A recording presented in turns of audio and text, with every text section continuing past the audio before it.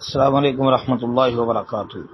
محترم بھائی نے اس میں جو پہلی حدیث لکھی ہے وہ ہے جی من نام بعد العصر فاختلس عقلہ فلا یلومن الا نفسہ۔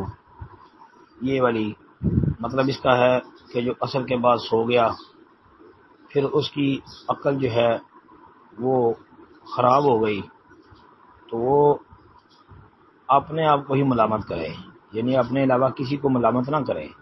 اور لفظ فلا یلومن یہاں شاید ان کو لکھتے ہوئے غلطی لگ گئی ہے یا کی جگہ انہوں نے با لکھ دیا ہے جی۔ تو محترم بھائی یہ روایت جو ہے یہ تو بہت زیادہ ضعیف ہے، ثابت ہی نہیں ہے۔ اس میں سب سے پہلے نمبر پر تو امام ابو یعلا رحمہ اللہ کے استاد، کیونکہ یہ حدیث مسند ابی یعلا کے اندر موجود ہے 4918 نمبر پر۔ تو سب سے پہلی علت امام ابو یعلا الموصلی کے استاد عمر بن حسین العقیلی یہ ضعیف متروک راوی تھے جی، اس پر محدثین نے جرح کی ہے، یہ ضعیف الحدیث متروک الحدیث تھا۔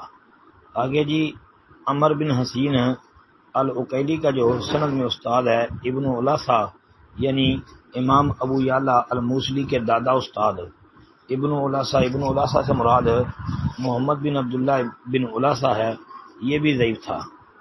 پھر اسی سند میں زہری کی تدلیس بھی موجود ہے، تو لہذا یہ روایت بہت زیادہ ضعیف ہے، ثابت نہیں ہے۔